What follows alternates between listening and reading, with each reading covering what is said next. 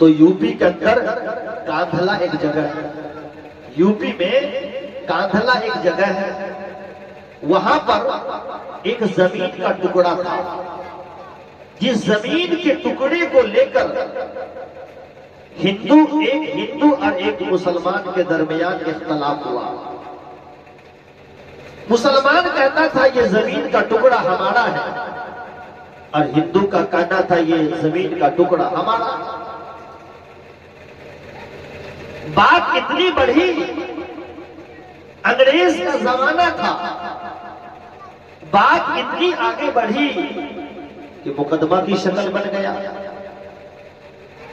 जब ये मुकदमा का शक्ल बन गया तो अब एक मुसलमान ने जज्बात में आकर कह दिया कि अगर ये जमीन का टुकड़ा हमें मिलता है तो हम यहां पे मस्जिद बनाएंगे। अब इधर जो बेचारे हिंदू थे उसने भी इस ऐलान को सुनकर कह दिया अगर हमारी जीत होती है और ये जमीन का टुकड़ा अदालत में हमें मिलता है तो हम यहाँ पे मंदिर बना देंगे।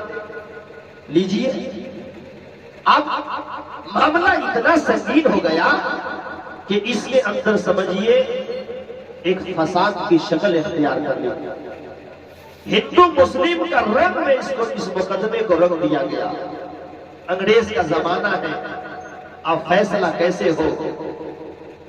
अब ये छोटा सा मसला लेकर उस शहर के अंदर ऐसा माहौल हो गया कि उस एक हिंदू और एक मुसलमान ने मस्जिद और मंदिर का मामला छेड़कर इसको इतना बड़ा इख्तलाफ का जरिया बना दिया कि पूरे शहर के अंदर सारा गैर मुस्लिम एक तरफ, सारा मुसलमान एक तरफ। करीब था कि अगर जंग की आग छिड़ती तो हजारों इंसान इस एक जमीन के टुकड़े के चक्कर में हजारों की जान चली जाती, सारा शहर खून से रंगीन हो जाता। अब क्या किया जाए, अंग्रेज का जमाना, अंग्रेज की अदालत, अंग्रेज ने पक्षकारों को बुलाया। उसे भी समझ में नहीं आ रहा था कि क्या किया जाए। ये कह रहा है कि जमीन का टुकड़ा हमारा है, ये कह रहा हमारा है। इधर सब दावा कर रहा है मुसलमान कि अगर हमें ये टुकड़ा मिलेगा तो मस्जिद बना देंगे, इधर कह रहा है हमें मिलेगा तो मंदिर बना देंगे। अब तो इसको धर्म से जोड़ दिया गया, और जो चीज धर्म से जोड़ दिया जाए तो आदमी उसमें अंधा हो जाता है, जो होगा देखा जाएगा, चलो बाद में। यहाँ तो मस्जिद और मंदिर का मसला खड़ा हो गया। चुनांचे अंग्रेज ने मुसलमानों को और गैर मुस्लिमों को सबको बुलाया और कहा कि देखो आपस में बैठकर और आपस में समझौता कर लो तो ज्यादा बेहतर है, वरना बताओ क्या किया जाए। अगर मैं तुम लोगों से ये कहूं कि हिंदू हो या मुसलमान, कोई ऐसा आदमी तुम हमें लाओ, ऐसा सच्चा इंसान जिस पर हिंदू मुस्लिम सबका भरोसा हो कि ये आदमी इस वक्त का सच्चा इंसान है, जात और बिरादर धर्म पर देखना। वो आदमी अगर अदालत में कह देता है आकर कि ये जमीन का टुकड़ा किसका है तो हम उसी के मुताबिक फैसला कर देंगे। अब वहां मुसलमान भी मौजूद, गैर मुस्लिम भी मौजूद। ये देखिए उस जमाने के बेचारे गैर मुस्लिमों को मुसलमान पर कितना भरोसा था। हमने तो झूठ बोल बोल कर मुसलमान को भी बदनाम कर दिया है और इस्लाम को भी बदनाम कर दिया है। उसने कहा, गैर मुस्लिम पक्षकारों ने कहा कि मुसलमान में एक आदमी है, एक बूढ़ा आदमी जिसका नाम हजरत मौलाना मुजफ्फर हुसैन साहब कांधलवी है, वो इस वक्त मौजूद है। वो अदालत में आकर कह दे कि जमीन का टुकड़ा मुसलमानों का है या हिंदुओं का है, हम सब उसकी बात को मान लेंगे, आप फैसला कर दीजिएगा। बाप रे बाप, अब तो मुसलमान के एकदम मुंह में रसगुल्ला। मुसलमान सब सोचा कि बाप रे बाप, अपने जात बिरादर का आदमी है, वो तो जाएगा तो मस्जिद की बात करेगा, मंदिर की थोड़ी बात करेगा। इधर गैर मुस्लिमों में ये कुछ परेशानी हो गई कि इन लोगों ने मुसलमान का इंतखाब कर लिया कि वो जो कह देगा जज उसके मुताबिक फैसला सुना देगा। कुछ बेचारे जो गैर मुस्लिम थे उन लोगों का दिल थोड़ा सा छोटा हुआ कि मुसलमान है, मौलवी है, वो मंदिर की बात करेगा कि मस्जिद की बात करेगा। यहाँ तो मंदिर और मस्जिद का मसला छिड़ गया है। चुनांचे अदालत ने उसे कुछ वक्त दिया और कहा कि फला तारीख को आप लोग आइए अदालत में। अगली तारीख पे ये सारे लोग अदालत में पहुंचते हैं और उस बेचारे बूढ़े हजरत मौलाना मुजफ्फर हुसैन कांधलवी रहमतुल्लाह अलैह को लेकर ये लोग वहां पहुंचते हैं।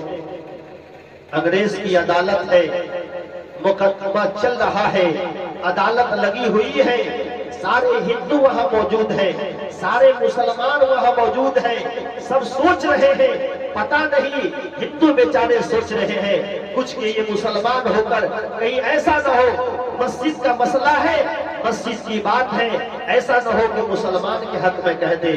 मुसलमान अपना खुशी में बिल्कुल मगन है, ये तो मुसलमान है मौलवी, ये तो मुसलमान ही की बात करेगा, मस्जिद की बात करेगा, मंदिर की कैसे बात कर सकता है मौलवी होकर।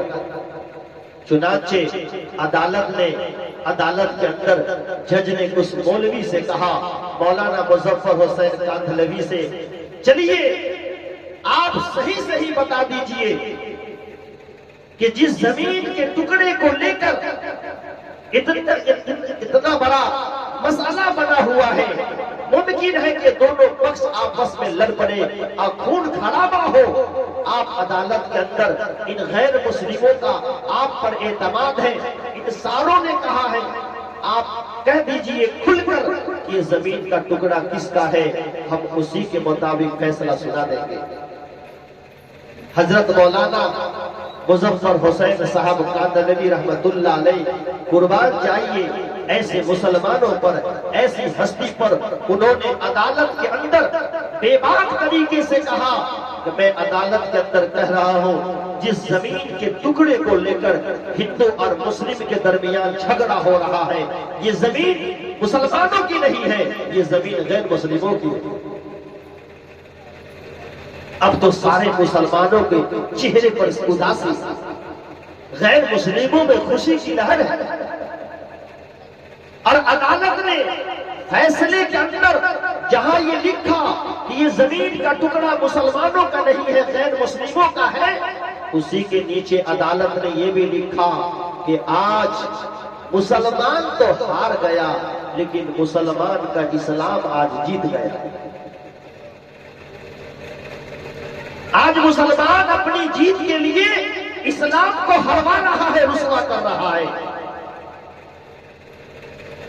अदालत में अंग्रेज ने लिखा कि आज मुसलमान जाहिर में हार गया, लेकिन इस्लाम नहीं हारा है, इस्लाम आज जीत गया। और इस सच्चाई का नतीजा ये हुआ, किताबों के अंदर लिखा है, उस मौलवी की उस सच्चाई की वजह से उन गैर मुस्लिमों ने इस्लाम कबूल करने पर मजबूर हो गए। अब इस्लाम को सीने से लगाया और कहा कि वाकई में आज भी दुनिया में मुसलमान जिंदा है, आज भी इस्लाम धर्म के अंदर सच्चाई है। किसी 10 मुसलमान के झूठा होने से किसी का धर्म बदला नहीं हो सकता है। इस्लाम आज भी इस्लाम है। और उन गैर मुस्लिमों ने बाज़ाब्ता जिस जमीन के टुकड़े के लिए इतना बड़ा बवाल मचा हुआ था, और जो टुकड़ा अदालत ने गैर मुस्लिमों के हवाले किया, मुसलमानों ने समझा कि ये वो लोग वहां पर मंदिर बनाएगा, लेकिन वाकई में किताबों में लिखा है, हमने पढ़ा है, उन गैर मुस्लिमों ने बज़ाब्ते उस जमीन के टुकड़े पर अपने हाथों से मस्जिद बनाया, अपने हाथों से मस्जिद बनाया। ये है सच्चाई का असर। और सच्चाई के अंदर कितनी ताकत होती है, जहां जाइए झूठ पे झूठ, झूठ पे झूठ। झूठ। एक सर्टिफिकेट हासिल करने के लिए जाइए ना, हर चीज तो रिश्वत के जोर पर हो रहा है। रिश्वत के जोर पर इंसान आगे भाग रहा है। इम्तिहान में वही पास हो रहा है जो झूठ बोलकर नकल कर रहा है। वो भी एक शहादत है। जो सर्टिफिकेट आपको देता है, आप इम्तिहान देते हैं, एग्जाम देते हैं, चाहे इंटर का हो या 12वीं का हो या वस्तानिया का हो या फोकानिया का हो या मौलवी का भी हो, अगर आपने झूठ बोलकर, रिश्वत देकर, नाजायज तरीके से नकल करके आपने सर्टिफिकेट हासिल किया है, आप भी एक नंबर के झूठे हैं। और जो आदमी आपको दिया है वो भी एक नंबर का झूठा है। ऐसे सर्टिफिकेट से अगर आपको कहीं कोई ओहदा मिलता है, आपकी कमाई हराम होगी, आपका वो माल आपके लिए जायज नहीं होगा। तो जहां देखिए, जिस तरफ देखिए, झूठ ही झूठ की खेती है। अपने आप को भी झूठ से बचाइए और छोटे छोटे बच्चों को भी झूठ से बचाइए। बाप रे बउआ बड़ा अच्छा झूठ बोले ला बोले। जो बच्चा जितना झूठ बोले वो उतना बड़ा इकलौता है।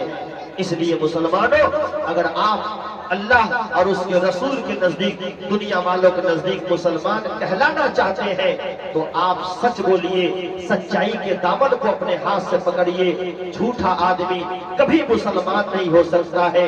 इसलिए झूठ को, समाज को झूठ से बचाइए, मुआशरे को झूठ से बचाइए, घर को झूठ से पाक कीजिए। मुसलमान सब कुछ हो सकता है, मुसलमान कभी झूठा नहीं हो सकता है। अल्लाह तबारक व तआला हम सबों को कहने सुनने से ज्यादा दीन की सही समझ अता फरमाए। वमा अलैना इल्लल बलाग।